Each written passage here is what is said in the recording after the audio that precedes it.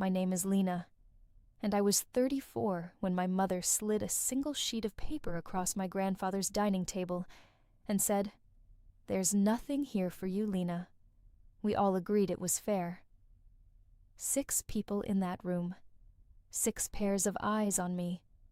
My sister Bethany was already reaching for the deed to the lake house, like it was a parking ticket she'd won. But here's what my mother didn't know. She didn't know about the second envelope. What I did with it is why you're here. Welcome back to Home of Secrets, where every house has a secret room, and the woman they forgot about has had the key the whole time. Before we go back to the beginning, drop a comment and tell me where you're watching from and what time it is there. I read every single one, and if you haven't yet, hit subscribe. It helps more than you know, and trust me, you want to be here when this one turns. Merrow Creek, Ohio. Population 2,840, give or take whoever's baby was born that month. 1 diner, the Bluebird, where the coffee was always burnt by 10 a.m. and nobody minded. 1 church, First Methodist, white clapboard, bell that hadn't rung true since 1987. The kind of town where everyone knew which cars belonged in which driveways, and a strange car meant news by lunch.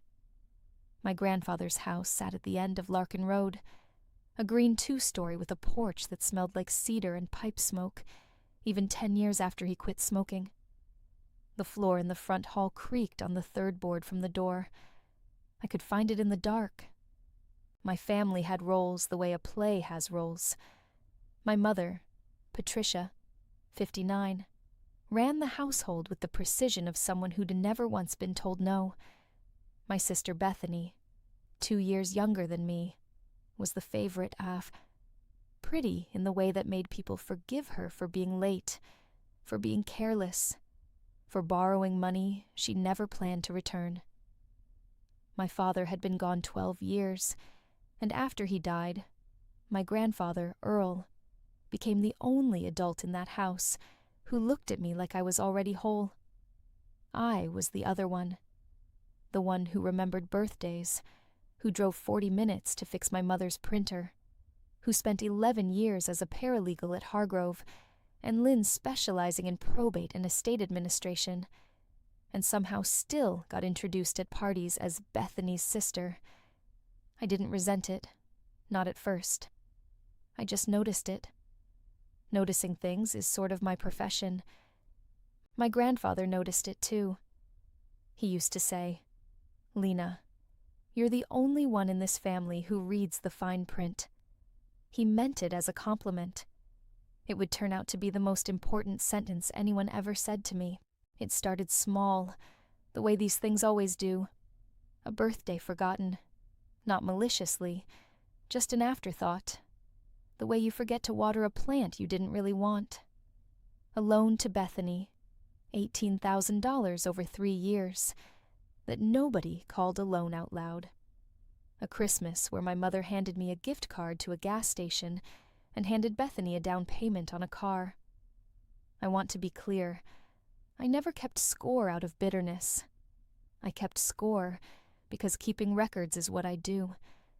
By the time my grandfather got sick, I had 11 years of professional habit and a drawer full of folders labeled by year. Earl was diagnosed in March. Congestive heart failure, 81 years old. I drove to Merrow Creek every weekend for 14 months. I managed his medications, his doctor's appointments, 63 of them over that year, I counted, because counting things is how I keep my hands steady when my chest doesn't feel steady at all. My mother visited on holidays, 4 times that year. Bethany visited twice, both times needing money before she left. Earl noticed. He always noticed. One Sunday in October, 11 months before he died, he asked me to sit with him on the porch.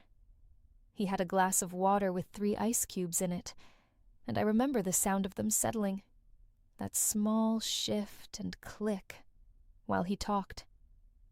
"Your mother thinks I don't see what's happening," he said, I see everything, Lena. I just don't say everything." He reached into the drawer of the side table and pulled out a plain white envelope, sealed.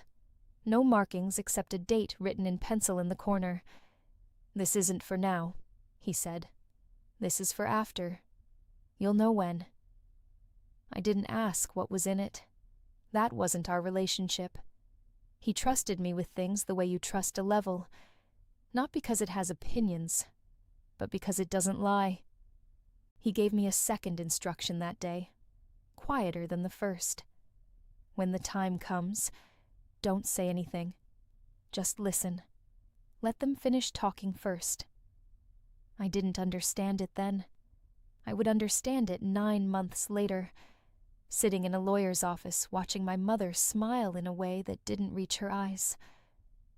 Earl died in August, on a Tuesday, at 4:47 in the morning.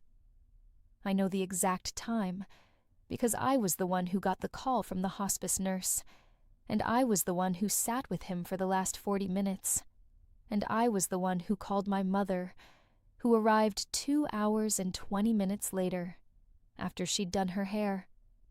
The will reading happened 6 weeks after the funeral, at the office of Donald Pruitt, the family attorney Earl had used for 30 years. I brought a legal pad. Old habit. The will was simple on its surface. The house on Larkin Road, appraised at $340,000 to my mother. The lake property on Kestrel Pond, valued around $210,000 to Bethany. A modest stock portfolio, $96,000, split between them. To me, a sentence. To my granddaughter, Lena, I leave my appreciation for her care and the contents of the cedar chest in the upstairs hallway. The room went quiet for exactly 7 seconds. I counted, because I always count when I don't know what else to do with my hands. My mother broke the silence first. "Well," she said, smoothing her skirt, a gesture I'd watched my whole life, the one she made when she wanted a room to agree with her before anyone spoke. "I think Dad just wanted to keep things simple.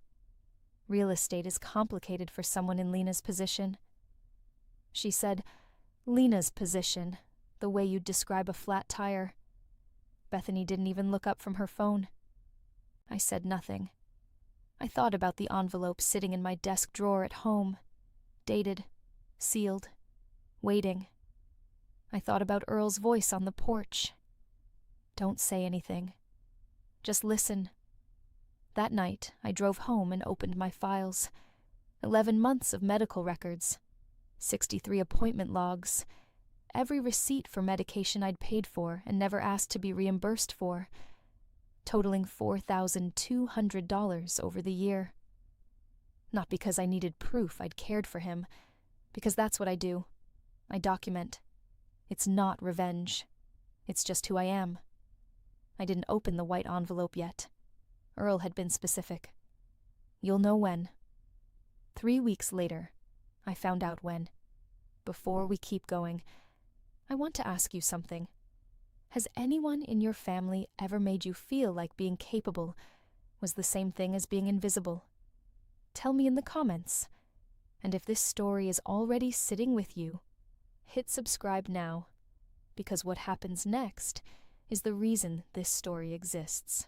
3 weeks after the will reading, my mother called to say she and Bethany were finally getting around to clearing out the cedar chest, the one item that had been left to me, because it was just sitting there taking up space in the upstairs hallway of the house she now owned.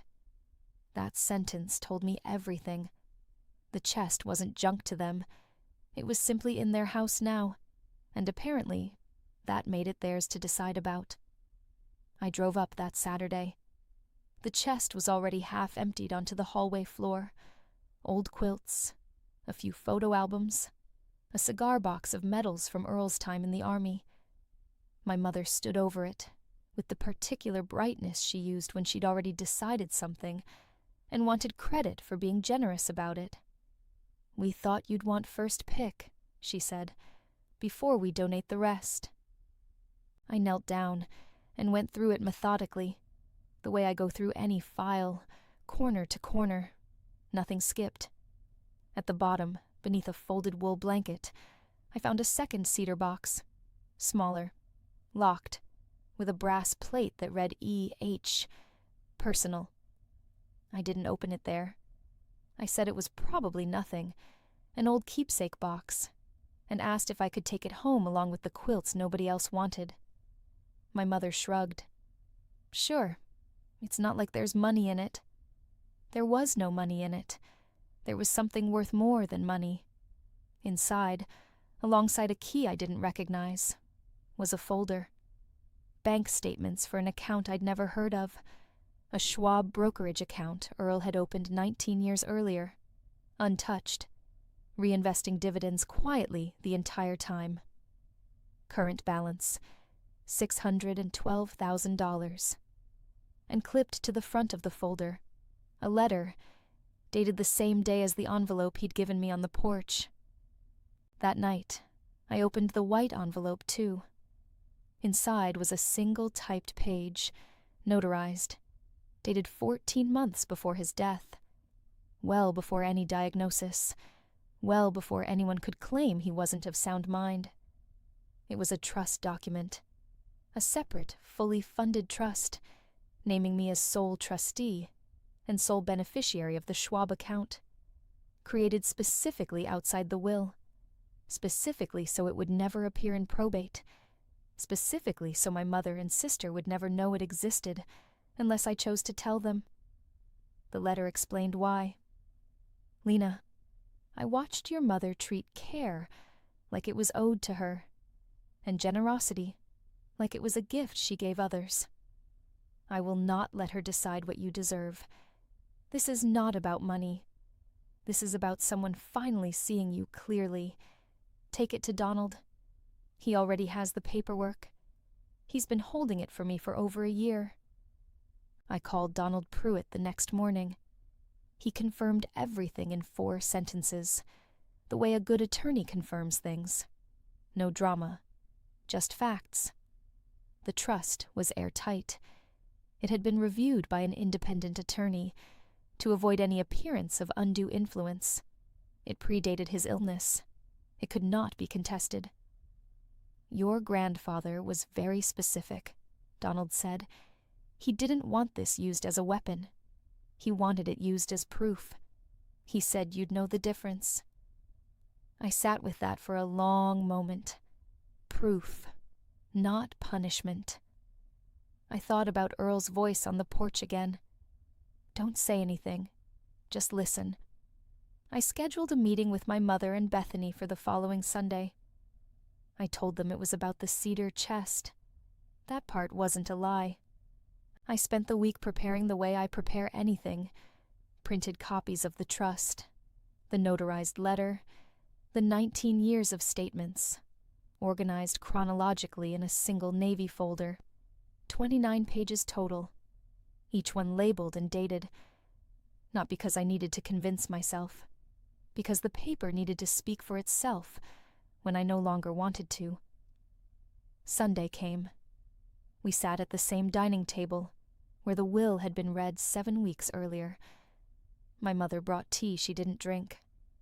Bethany brought her phone, which she at least had the decency to set face down. You said this was about the chest, my mother said, already a little defensive, already smoothing her skirt. It is, I said. I opened the Navy folder and placed it on the table, squared to the edge, the way Earl used to square his newspaper before reading it. There was a second box inside it. I didn't raise my voice. I didn't need to. I slid the first page across, the trust document, and let her read it in silence. Her face changed slowly, not all at once. First her eyebrows drew together, the way they did when she was doing math she didn't like. Then her jaw tightened, just slightly, a small muscle moving near her ear. Her hand, holding the page, went very still. This isn't, she started and stopped. She read it again. $612,000, Bethany said flatly. reading over her shoulder. Her face didn't tighten. It just went pale, the color draining out evenly like water from a tub. "It's notarized," I said, sliding the second page forward. "Reviewed independently 14 months before he got sick. It was never part of the estate. It was never supposed to be part of the will reading. Grandpa set it up so no one could decide what I deserved but him." My mother's chin lifted, the gesture she made right before she tried to win a room back. "He should have told us. This isn't fair to Bethany and me." "He told me it wasn't about fairness," I said. "He said it was about being seen." Something harder surfaced in her expression then, something I'd seen before, but never named. Not anger exactly, more like the look of someone watching a story rewrite itself in real time and not liking the new ending. "I always knew you were the responsible one," she said, suddenly soft, suddenly warm, the way she got when she needed a room to remember her kindly. "I always told people that. Didn't I, Bethany? I always said Lena was the one who really took care of him." I let that sit in the air for a moment. She had never said that. Not once. In 34 years. But I didn't correct her. I didn't need to. The folder had already said everything that needed saying. The room was quiet, except for the tea going cold, and the faint tick of the hallway clock. Earl's old clock. The one nobody had thought to take down yet. Donald Pruitt had come with me, sitting at the far end of the table, saying nothing the entire meeting, exactly as Earl would have wanted. When my mother finally looked up from the documents, searching the room for someone to agree with her, her eyes landed on him. Donald didn't argue. He didn't explain. He simply reached into his briefcase, drew out his own folder, the original certified copy of the trust, the one Earl had handed him in person over a year before any of this began, and placed it gently on the table beside mine. Not to add weight to the argument, just to confirm there had never been an argument to win. Then he gave a small nod, the kind you give someone across a room when words would only get in the way. It lasted maybe 2 seconds. It was the loudest thing in that house all day. Nothing was contested. Nothing could be. My mother kept the house. Bethany kept the lake property. I kept what had quietly been mine for over a year without my knowing it. There was no fairy tale ending. My mother never apologized. Not really. She said, weeks later, on the phone, "I hope you know I never meant for you to feel overlooked," which is not an apology, but I let her have it anyway, because some doors close better when you don't slam them. Bethany was the one small crack of humanity. She called me in November, just to talk. No agenda. And at the end of the call she said quietly, "I should have visited him more. I know that now." I told her it wasn't too late to be different going forward. I meant it. I didn't cut my mother out of my life. I just stopped expecting her to see me the way Earl had. That distinction took me a long time to make peace with. But I did. The last time I was in that house, I stood in the upstairs hallway, where the cedar chest used to sit. The hallway light had a faulty switch that clicked twice before it caught. I clicked it once, listened to it settle, and went home. I used to think being the responsible one meant being invisible, that care was a kind of currency nobody planned to pay back. What I learned is that someone is always watching, even when it feels like no one is. Sometimes the person who sees you clearest isn't in the room with you anymore. And sometimes the proof you need was never about changing anyone's mind. It was about finally trusting your own. Has someone ever truly seen you, even when your own family couldn't? Tell me about them in the comments. If this story meant something to you, send it to someone who needs to hear it today. And if you haven't already, subscribe. There's another house and another secret waiting next week. I'll see you in the next one.